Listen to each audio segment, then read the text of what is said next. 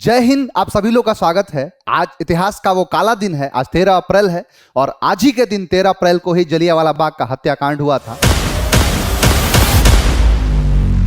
आज जब भी हम उस बारे में सोचते हैं तो हमारा दिल जो है दहल जाता है कि किस प्रकार से उन अंग्रेजी हुकूमतों के द्वारा हमारे निर्दोष बेगुनाह भाइयों पर, बहनों पर, उन सारे लोगों पर एक तरीके से भागने तक का भी टाइम नहीं दिया, खाली करने का भी टाइम नहीं दिया। उन निर्दोष जितने भी हजारों बच्चे थे उन पर किस प्रकार से गोलियां बरसाई गई। आज इसका ऐतिहासिक पृष्ठभूमि को हम देखते हैं। आज थोड़ी सी चर्चा करते हैं कि क्या ऐसा हुआ था जिसके कारण से जलियांवाला बाग हत्याकांड जैसा इतना बड़ा मामला देखने को मिला। कहा जाता है कि जब 1914 के अंदर फर्स्ट वर्ल्ड वॉर शुरू हो गया था, यानी प्रथम विश्व युद्ध शुरू हो गया था, जहां पर पूरी दुनिया आपस में लड़ पड़ी थी, जिसका अंजाम बहुत ही बड़ा देखने को मिला। हुआ क्या कि इस बीच में बहुत सारे एक्ट भी पारित किए गए कि कहीं पर जहां पर भी जो लोग भी हो गए, ब्रिटेन उसके अंदर खुद ही भागीदारी था, तो वो चाहता नहीं था कि और कहीं पर भी इसका असर देखने को मिले, तो बहुत सारे ऐसे एक्ट पारित किए गए। सबसे खतरनाक एक्ट उसने पारित कर दिया 1919 के अंदर, जिसको कहा जाता है जो एनार्कियल एंड रेवोल्यूशनरी एक्ट, जो खास करके अराजकता और रेवोल्यूशनरी क्रांतिकारियों को दमन करने के लिए उस एक्ट को बनाया गया था।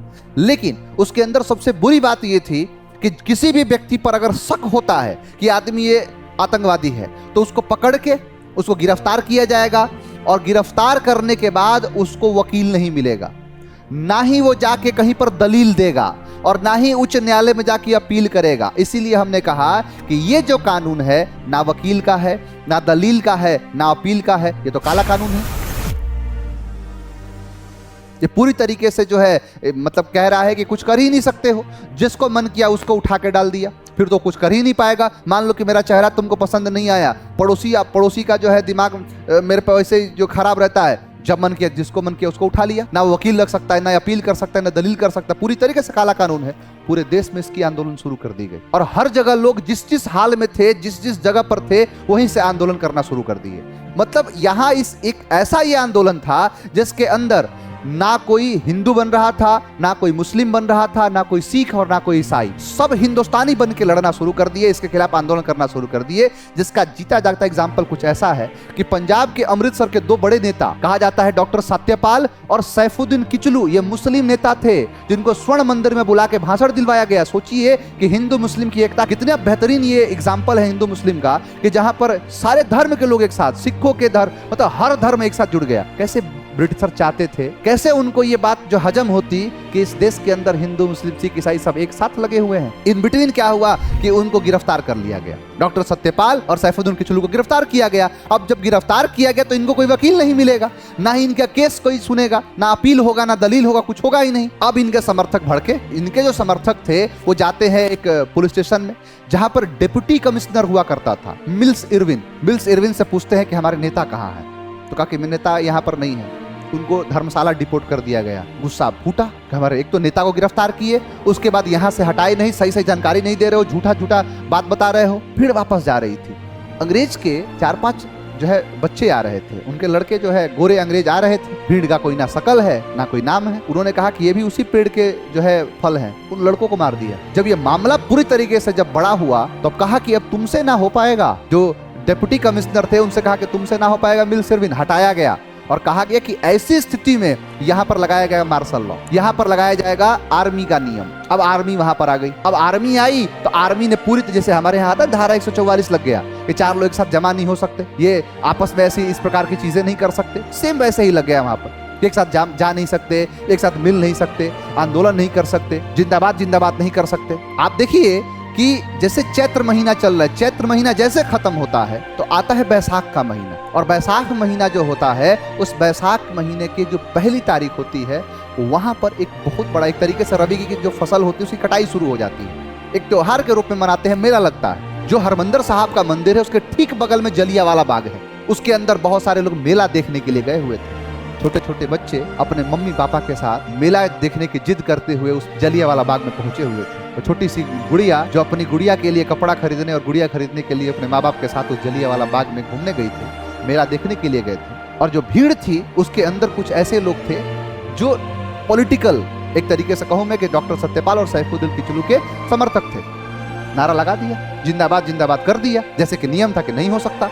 अरे नियम था तो फिर उसके बाद प्यार पूर्वक शांत करवाते, लाठी डंडा मारते। कहा जाए कि कई सुअर मरे होंगे ना, कई सौ सुअर, तब जाके एक पैदा हुआ था जिसका नाम था रेगिनाल्ड डायर, आर डायर कहते हैं। कई सुअरों के मरने के बाद वो पैदा हुआ होगा, वो आता है जिसके अंदर इंसानियत थी ही नहीं। अगर इंसान हुआ होता ना, अगर इंसान हुआ होता तो उसके अंदर इंसानियत होती। सुअर के मरने के बाद वो पैदा, मैं तो सुअर को भी कह रहा हूँ कि वीर होते हैं ये, मतलब एक तरीके से मैं उनकी बेइज्जती कर रहा हूँ इस बात को कह के।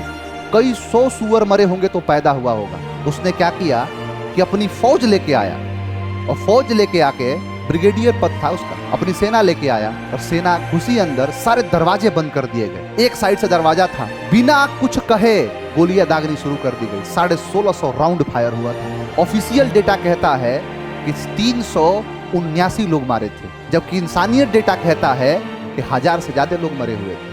घायलों की तो संख्या छोड़ दो, एक कुआं है वहां पर, वो कुआं पूरा पट गया था। ये हमारा जलियांवाला बाग हत्याकांड, इतिहास का वो काला दिन, इतिहास का वो काला कानून जिसने पूरी तरीके से तार तार कर दिया मानवता को। वो ऐसा सुअर जो भारत के अंदर आके और अपनी क्रूरता को दिखाते हुए उन निहत्थे, उन बेगुनाहों के ऊपर गोलियां दगवाई। और उससे भी बड़े गद्दार वो थे जो अंग्रेजी सेना के अंदर, वो अधिकारी जो भारतीय थे, नाम मात्र के भारतीय थे, टुकड़ों पे पलने वाले ऐसे लोग थे जिन्होंने चंद पैसों के लिए, अपनी नौकरी के लिए, अपने भाइयों पर, उन बेगुनाहों पर गोलियां बरसाई। क्योंकि हमें तो अपनों ने लूटा, गैरों में कहां दम था। हमें अगर बर्बाद किया है, हमारे ऊपर गोलियां चलाने वाली अंग्रेज हुकूमत थी, लेकिन उसके कठपुतली बन के रह गए थे वो हिंदुस्तानी, जिन्होंने अपने भाइयों को अपना भाई नहीं समझा। क्या कसूर था उस छोटे से बच्चे का? क्या पता था उसको? क्या वो किसान को पता था कि वहां पर जाएंगे तो इस प्रकार की गोलियां चलेंगी? उसको कौन से धारा मालूम थे? उसको कौन से पॉलिटिकल, कई ऐसे, मैं कह रहा हूं कि अगर 99% वहां पर जो लोग जमा हुए थे ना, वो लोग नॉन पॉलिटिकल थे। उनका किसी पॉलिटिकल पार्टी से कोई मतलब नहीं था। क्या आंदोलन था उससे कोई मतलब नहीं था। वो सिर्फ अपने बच्चों की खुशी के लिए, वो बच्चे जो रो रहे थे, हम लोग भी जब छोटे थे ना तो अपने घर वालों से कहते थे कि घर मेला घुमाने ले चलो ना, रोने लगते थे, जिद करते थे। उस जिद को पूरा करने के लिए वो माँ बाप, वो बूढ़े माँ बाप जो अपने बच्चे को अपने कंधे पर बिठा के और लेके मेला घुमाने लेके गए, उनके ऊपर गोलियां दागी गई। ये हमारा इतिहास का वो काला दिन है। क्या ही कहा जाए इसके बारे में। और आपको लगता है कि देश के अंदर इतनी समस्याएं हैं, इसके पहले जो इतनी बड़ी समस्याएं थी, अभी बहुत सारी ऐसी बातें हैं जो कि मैं इस वीडियो में नहीं बता सकता, क्या क्या और कौन से निर्ममता जैसी चीजें की गई उसके यहाँ पर। उम्मीद करते हैं कि आपको ये चीज़ समझ में आया होगा। ये इसी जलियांवाला बाग का एग्जाम्पल है, जहाँ पर अंग्रेजी हुकूमतों के द्वारा उन नन्हे मुन्ने बालकों के ऊपर, बच्चों के ऊपर, बूढ़े निहत्थे, उन बेगुनाहों के ऊपर गोलियां जो है बरसाई गई। इसका एग्जाम्पल है। उम्मीद करते हैं कि आपको जलियांवाला बाग का पूरा कहानी समझ में आया होगा। मिलेंगे अगले वीडियो में। आज के लिए इतना ही। Thank you very much.